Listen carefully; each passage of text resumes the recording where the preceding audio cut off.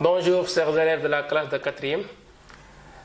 Dans cette vidéo, on va essayer de vous expliquer comment équilibrer l'équation chimique d'une réaction chimique, l'équation bilan d'une réaction chimique. Le support de TD que nous avons, c'est une série d'exercices que j'ai proposé à mes élèves de la classe de 4e au lycée de Birago Diop. Alors on va essayer maintenant de corriger l'exercice numéro 1. Ici, on me demande d'équilibrer les équations chimiques. Équilibrer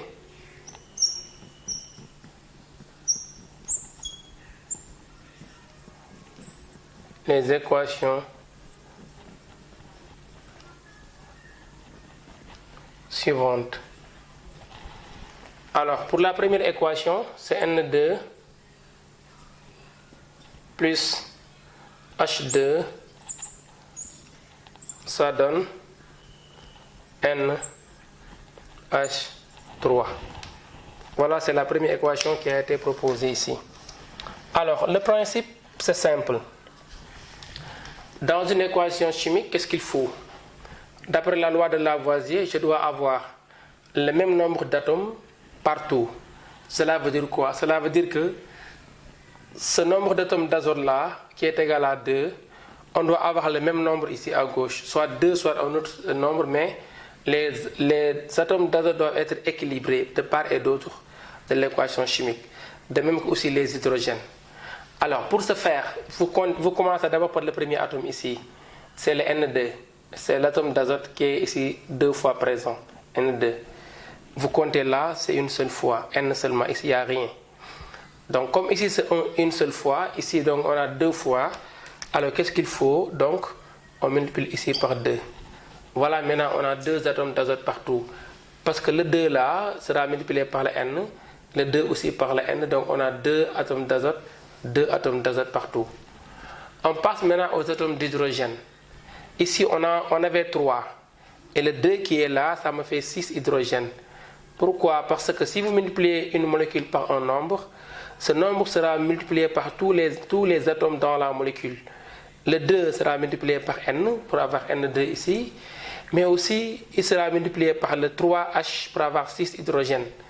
Donc là, on doit avoir aussi 6 hydrogènes parce qu'à droite, on a 6 hydrogènes. Pour que ce soit équilibré, il me faut ici avoir 6 hydrogènes. Maintenant, vous devez vous poser la question suivante. Quel nombre je dois multiplier par 2 pour avoir 6? Ce nombre-là, c'est bien 3. Donc voilà maintenant l'équation chimique équilibrée. Pourquoi? Parce qu'ici, si vous regardez bien, on a 2 atomes d'azote. Ici aussi, on a 2 atomes d'azote, 2N.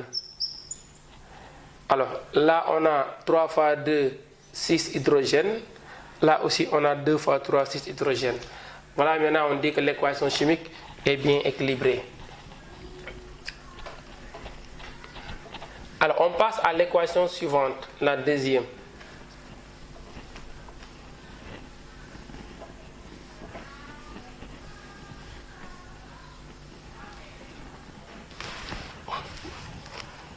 On passe à la deuxième équation.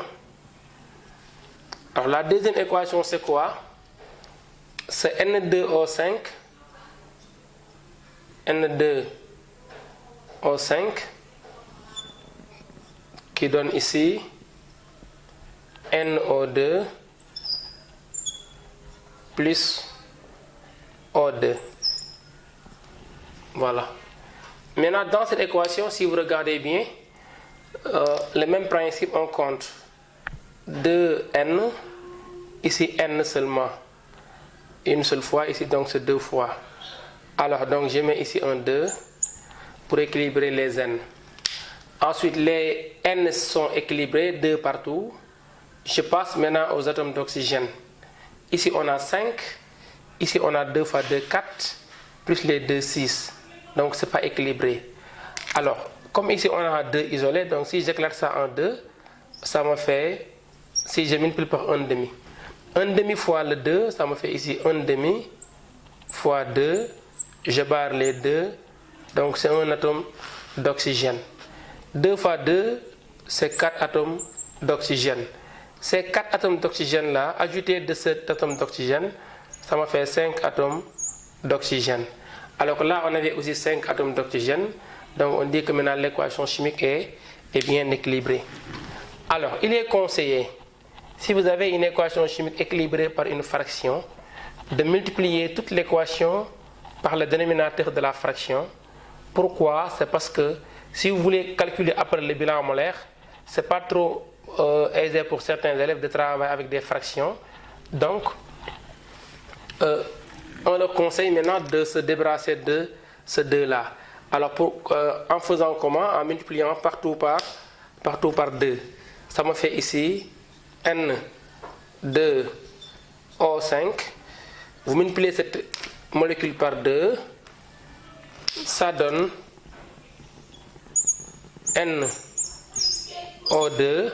On avait ici 2 fois 2, ça me fait 4, plus ici O2, le 1 demi fois 2, donc ça donne 1 ici. 1, c'est pas la peine d'écrire ça. Voilà maintenant, là, ici l'équation chimique équilibrée. Si vous regardez bien, donc 2 fois 2, 4, 4N. Après maintenant, 2 fois 5, 10 oxygène, 4 fois 2, 8, plus 2, 10 oxygène. Donc l'équation chimique est bien équilibrée. Alors maintenant, on passe à la troisième équation.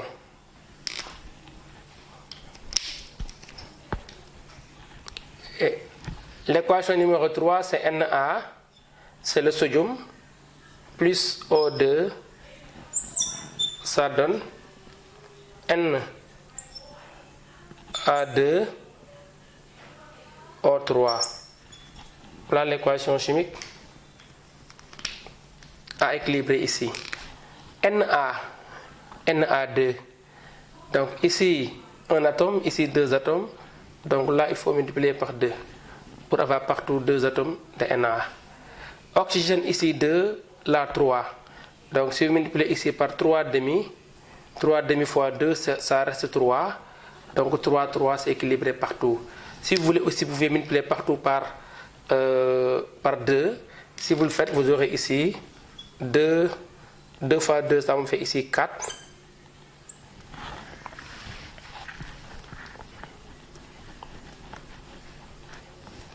Ça me fait ici 4 Na plus 2 fois 3 demi, ça me fait ici maintenant 3 plus 3 O2. Ça nous donne, toujours multiplié par 2, ça me fait ici donc 2 Na2O3. Na2O3. Si vous comptez, on a ici 4Na, 2 fois 2, 4Na, 3 fois 2, 6 oxygène, 2 fois 3, 6 oxygène. Donc voilà maintenant l'équation chimique équilibrée et on s'est débarrassé avec le dénominateur de la fraction. Alors pour l'équation numéro 4, c'est Fe plus O2, ça me fait Fe2O3. Alors là aussi, pour équilibrer, c'est le même principe toujours. Vous comptez d'abord Fe une seule fois, Fe 2 fois, vous multipliez là par 2, donc c'est équilibrer les oxygènes. Les fer, excusez-moi, oxygène 3 fois, oxygène 2 fois, vous multipliez ici par 3 demi, donc c'est équilibrer les oxygènes. Donc 3 demi fois 2 c'est 3, 3 ici 3, donc c'est équilibré. Là aussi, si vous voulez, vous pouvez multiplier partout par 2, vous aurez ici 4, ici 3, ici 2. Voilà maintenant l'équation chimique équilibrée ici. Alors on efface en haut pour avoir de l'espace afin de pouvoir continuer.